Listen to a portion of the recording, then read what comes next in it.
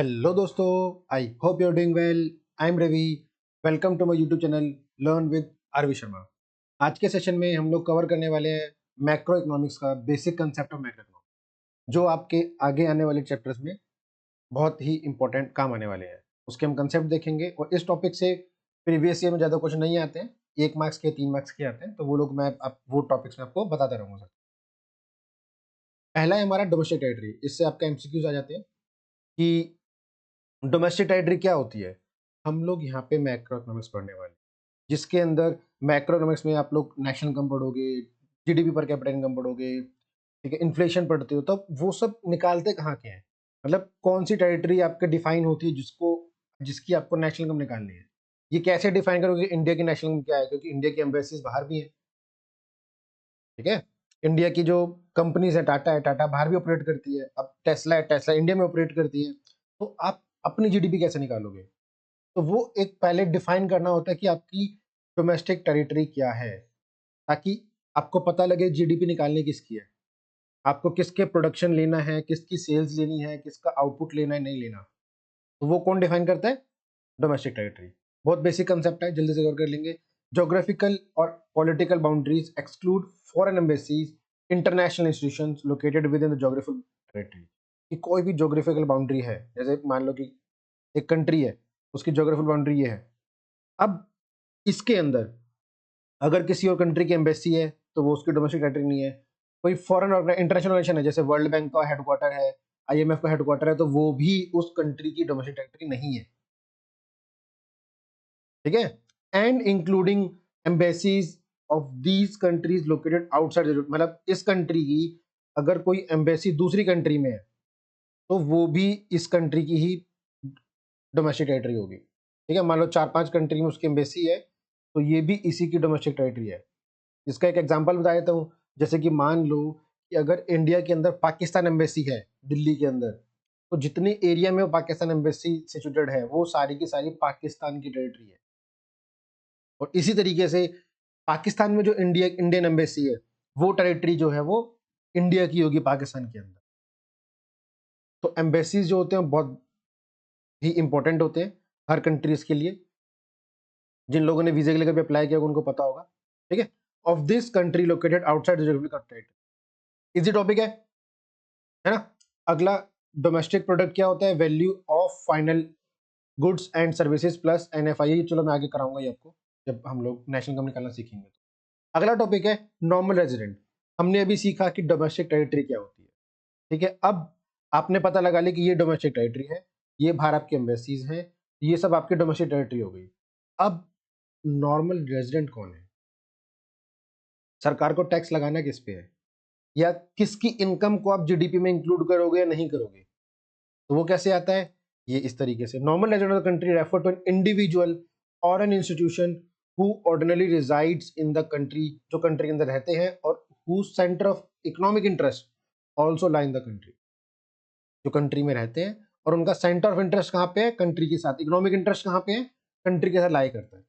Normal resident both individual भी और institution. Institution मतलब यहाँ पे कंपनीज की बात कर रहे हैं, ठीक है। ऑर्गेनाइजेशंस, कंपनीज जैसे टीसीएस हो गया, टाटा हो गया, टीसीएस टाटा, ठीक है, इन्फोसिस हो गया, विप्रो हो गया, जो बड़ी बड़ी कंपनीज है, इन सब का इकोनॉमिक इंटरेस्ट कहाँ अलाई करता है? इंडिया में। तो ये भी इंडियन इकोनॉमी के नॉर्मल एजेंट कहलाएंगे, ठीक है। इंडिविजुअल्स भी और इंस्टीट्यूशन भी, दोनों को ही नॉर्मल एजेंट कैलकुलेट किया जाता है मैक्रो इकोनॉमिक्स के अंदर, ठीक है। अब कौन कौन से नॉर्मल रेजिडेंट नहीं होते? पहला, फॉरेन टूरिस्ट और विजिटर, जो इंडिया में घूमने आए हैं सिर्फ कुछ दिनों के लिए, हफ्ता 10 दिन, महीने के लिए, तो वो इंडिया के नॉर्मल रेजिडेंट नहीं होंगे, ठीक है। Foreign staff of embassies, official, diplomats, member, जो भी एम्बेसी के अंदर, मतलब ये एम्बेसी तो चलो हमने एज्यूम कर लिया कि बाहर की कंट्रीज की। अगर इंडिया में कोई एम्बेसी है या अपनी कंट्री में कोई एम्बेसी है, अब उसमें बाहर का स्टाफ आ रखा है कि रशिया एम्बेसी है, रशियंस आए हुए हैं, ठीक है। यूएसए की एम्बेसी, अगर यूएसए के आए हुए हैं, चाइना एम्बेसी के, चाइना के लोग आए हुए हैं, तो वो लोग इंडिया के नॉर्मल एजेंट नहीं होंगे। भले ही यहाँ पे 4 साल रहे, 5 साल रहे, लेकिन वो इंडियन नॉर्मल एजेंट नहीं कहलाएंगे।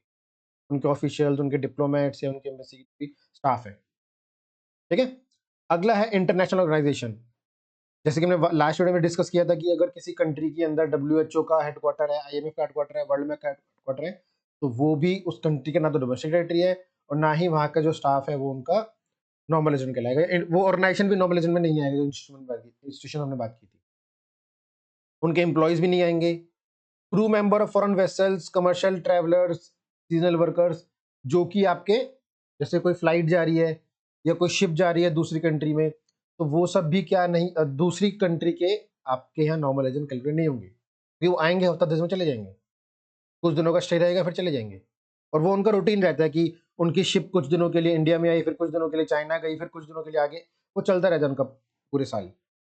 तो जो क्रू मेंबर्स होते हैं फॉरेन वेसल्स के, चाहे वो आप शिप बोल लो, चाहे वो आप जेट बोल लो, ठीक है, तो वो सब भी आपके नॉर्मल रेजिडेंट में कैलकुलेट नहीं हो, काउंट नहीं होंगे। बॉर्डर वर्कर जैसे कि इंडिया नेपाल का बॉर्डर लगा लो, ठीक है, दोनों का टच है बॉर्डर, और बहुत इजीली आप आ जा सकते हो बॉर्डर पे, इतना कुछ वहाँ पे डिफिकल्ट नहीं होता है बॉर्डर क्रॉस करना, ठीक है, क्योंकि यहाँ पे ऐसा कुछ चीज़ें नहीं होती कि जो कितना स्ट्रिक्ट रखे जैसे इंडिया पाकिस्तान में होते हैं। तो वहाँ पे इजीली कुछ लोग होते हैं जो मान लो कि बिहार बॉर्डर है और या नेपाल बॉर्डर है, तो वो लोग इजीली वहाँ जाके अपना बिजनेस सेटअप कर रखा होता है उन्होंने, दिन में जाते हैं, शाम को अपना काम निपटा के घर आ जाते हैं, तो उनका बिजनेस चलता रहता है, तो बिजनेस बेसिस पे भी हफ्ता 10 दिन में इधर उधर जाते रहते हैं बॉर्डर पार करके। तो बॉर्डर वर्कर्स भी आपके नॉर्मल रेजिडेंट में काउंट नहीं होंगे। अब पहली बात, यहाँ पे आपको डाउट आएगा कि अब वो इंडिया में काउंट होंगे, नेपाल में काउंट होंगे, तो वही हम लोग जाते हैं कि इकोनॉमिक इंटरेस्ट कहाँ पे है और वो रह कहाँ रहे हैं। अगर बंदा इंडिया में रह रहा है, ठीक है, और वो सिर्फ काम के लिए नेपाल जा रहा है, तो वो इंडिया का नॉर्मल रेजिडेंट होगा। और उल्टा कि मान लो कि नेपाल का कोई शेफ है, अब वो इंडिया के रेस्टोरेंट में काम करने आता है, बिहार के किसी, वो आता है दिन भर काम करता है, शाम को चला जाता है, तो वो नेपाल का नॉर्मल रेजिडेंट होगा, इंडिया का नहीं होगा। ठीक है, आगे बढ़ते हैं। अगला टॉपिक है हमारा फैक्टर इनकम और ट्रांसफर इनकम। 3 नंबर का टॉपिक है, कई बार बोर्ड एग्जाम में आया हुआ है, तो कवर कर लेना, बहुत ईजी टॉपिक है। फैक्टर इनकम क्या होता है, जैसे हमने लास्ट वीडियो में कवर किया था, जो फैक्टर ऑफ प्रोडक्शन होता है उनसे जो हम इनकम अर्न करते हैं वो क्या होती है, हमारी फैक्टर। ठीक है, यहाँ पे भी वही दिया हुआ है, it is a payment for rendering the factor services. तो फैक्टर सर्विस क्या थी, लैंड, लेबर, कैपिटल, एंटरप्रेन्योरशिप। तो उसके बदले में क्या मिलता है, लैंड के बदले रेंट मिलता है, ठीक है, लेबर के बदले वेजेस मिलता है, और कैपिटल इंटरेस्ट मिलता है, और एंटरप्रेन्योरशिप के लिए प्रॉफिट भी यहाँ पे ऐड कर सकते हो। ठीक है, आगे ट्रांसफर पेमेंट क्या होता है, ट्रांसफर इनकम क्या होता है, transfer income it is the payment without getting any goods and services in return, जिसके बदले आपको कोई भी गुड्स एंड सर्विस नहीं देनी होती। क्या होता है ऐसा कुछ, अगर ऐसा है तो सब यही करेंगे कि आपको कुछ देना नहीं पड़ेगा लेकिन आपको पैसे मिलेंगे, इनकम है आपकी। ये क्या होता है, ओल्ड एज पेंशन, ये वन वे ट्रांजैक्शन होता है, इसमें रिटर्न में कुछ नहीं होता।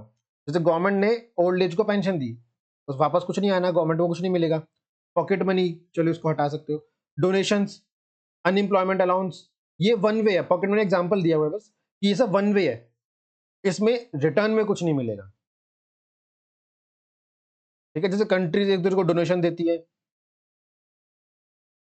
आप ऑर्गेनाइजेशन को, एनजीओ को भी डोनेशन देते हैं लोग, तो वो सब ट्रांसफर इनकम में आता है कि one way goods and services वहां पे नहीं रिटर्न में दी जाएंगे। ठीक है, अगला है factor income of normal resident of the country is included in national income. क्यों, क्योंकि यहाँ पे ट्रांजैक्शन हो रहा है, गुड्स एंड सर्विसेज दिए जा रहे हैं, ठीक है, और ये does not include in the national income, क्योंकि यहाँ पे कुछ प्रोडक्शन नहीं हो रहा है गुड्स एंड सर्विसेज का। ठीक है, इसको अर्निंग कंसेप्ट बोला जाता है, क्योंकि आप अर्न कर रहे हो, कुछ सर्विस प्रोवाइड कर रहे हो, उसको रिसिप्ट कंसेप्ट, कि आप सिर्फ रिसीव कर रहे हो, उसमें कुछ आप रिटर्न में नहीं दे रहे हो। ठीक है, लास्ट है इसमें, it is received by the factor of production. जो हमारे फैक्टर ऑफ प्रोडक्शन होते हैं, जो मैंने बताया आपको, लैंड, लेबर, कैपिटल, एंटरप्रेन्योरशिप, उसके बदले ये सब मिलता है हमें, उसके बदले रिसीव होता है, और ये हाउस होल्ड को रिसीव होता है और गवर्नमेंट को भी रिसीव होता है दूसरी गवर्नमेंट से या दूसरे बड़े इंटरनेशनल ऑर्गेनाइजेशन से। ठीक है, इजी टॉपिक है, ज्यादा कुछ है नहीं, कवर कर लेना, अगर ये एग्जाम में आता है तो फ्री के 3 नंबर है आपके।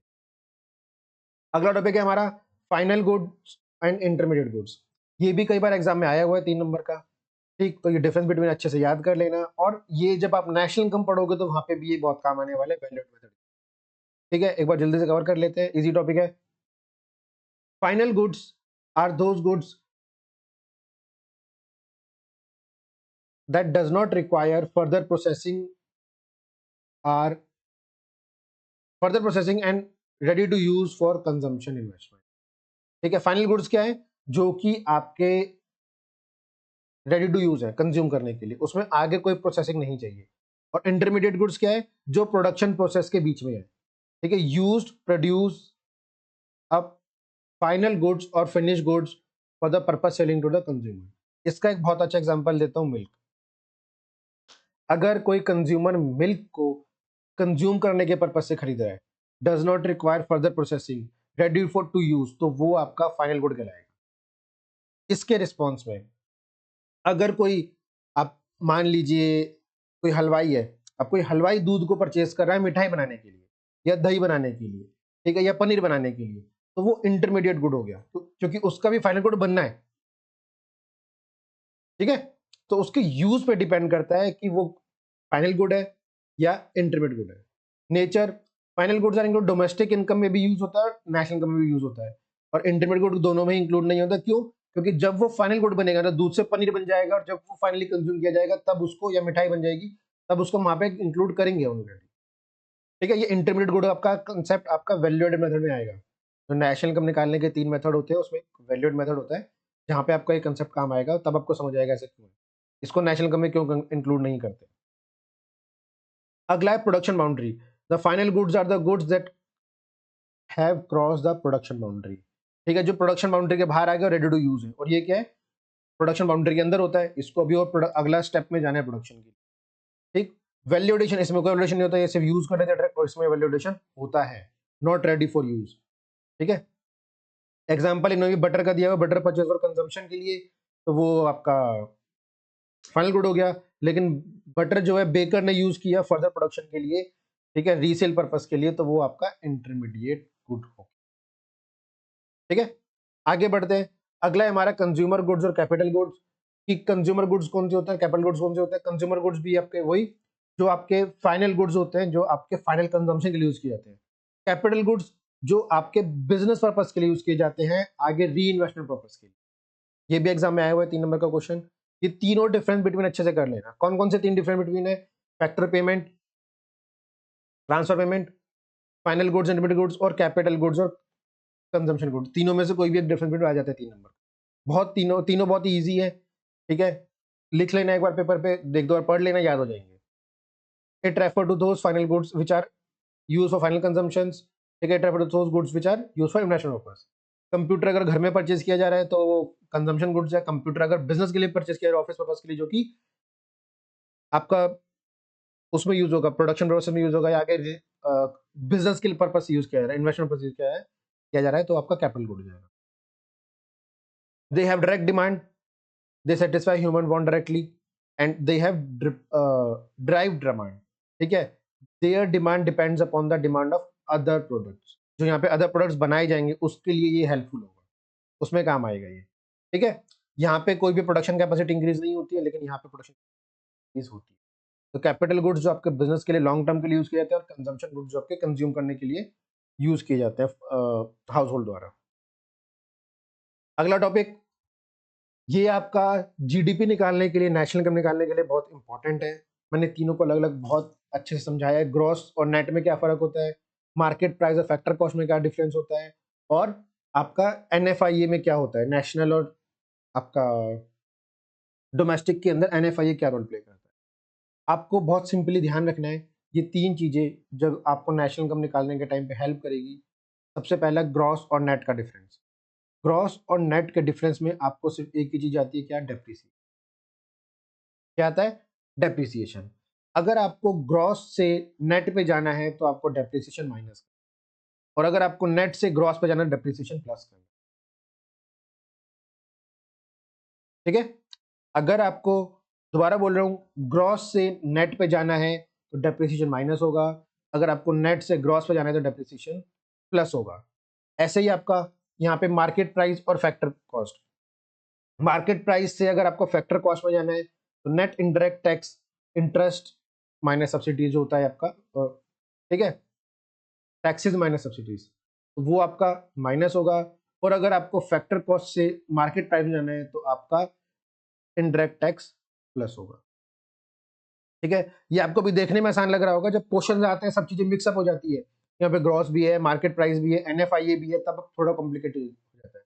नेशनल से आपको डोमेस्टिक में जाना है तो एनएफआईए माइनस होगा, और आपका डोमेस्टिक से नेशनल में जाना है तो NFIA प्लस होगा।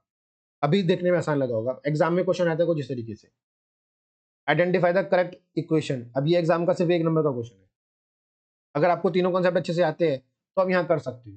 अब देखो यहाँ पे डेप्रेशन की बात की गई है, अब यहाँ पे देखो सिर्फ एक ही टॉपिक दिया हुआ, लेकिन चेंज देखो MP और FC भी हो रहा है, ग्रॉस और नेट भी हो रहा है, तो ये बाहर हो गया, है ना। अगला देखो यहाँ पे भी 2 चीज चेंज हो रही है, MP और FC चेंज हो रहा है और नेशनल से डोमेस्टिक में आ रहा है, तो ये भी नहीं होगा। ये टॉपिक अभी हम अगले वीडियो में बहुत अच्छे से कवर करने वाले हैं, जहाँ पे ये gross domestic product at market price ये सब चीजें अच्छे से कवर करेंगे, और तीनों अपने नेशनल इनकम के फॉर्मूले हमें पढ़ने वाले हैं हम लोग, कि वैल्यू एडेड से कैसे निकलता है, इनकम मेथड से GDP कैसे निकलता है, कैसे निकलता है, एक्सपेंडिचर मेथड से कैसे निकलेगी, तो वो हम नेक्स्ट वीडियो में अच्छे से कवर करेंगे। बस एक बार का क्वेश्चन आया था इन टॉपिक्स के ऊपर, तो मैंने ये आपको दिखाया हुआ है, बाकी 2 रह गए हमारे। अब देखो यहाँ पे भी 2 चीजें दी हुई है, डोमेस्टिक से नेशनल में चेंज हो रहा है, फैक्टर नहीं एक ही है यहाँ पे, तो यहाँ पे क्या है, नेशनल डोमेस्टिक से ये नेशनल में जा रहा है, और डोमेस्टिक से नेशनल जाने में क्या था अपना NFIA आ रहा है, तो यहाँ पे NFIA आ रहा है, नहीं NIT आ रहा है। यहाँ पे क्या है, ग्रॉस से ग्रॉस है, नेशनल से डोमेस्टिक आ गया, MP से MP है, तो नेशनल से डोमेस्टिक पे जाने के लिए हमें क्या करना है, NFIA प्लस करना था, यहाँ पे NFIA प्लस में आ रहा है, तो ये इसका आंसर हो जाएगा। ठीक है, बहुत इजी टॉपिक है, अच्छे से कवर कर लेना। यहाँ से डिफरेंस बिटवीन और जो मैंने 1 नंबर क्वेश्चन दिखाया, इस तरीके के क्वेश्चन आते हैं, तो ज़्यादा कुछ मुश्किल है नहीं इस टॉपिक में।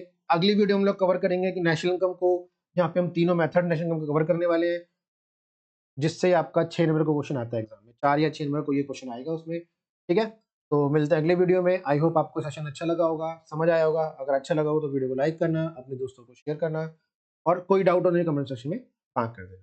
That's all for today, have a nice day.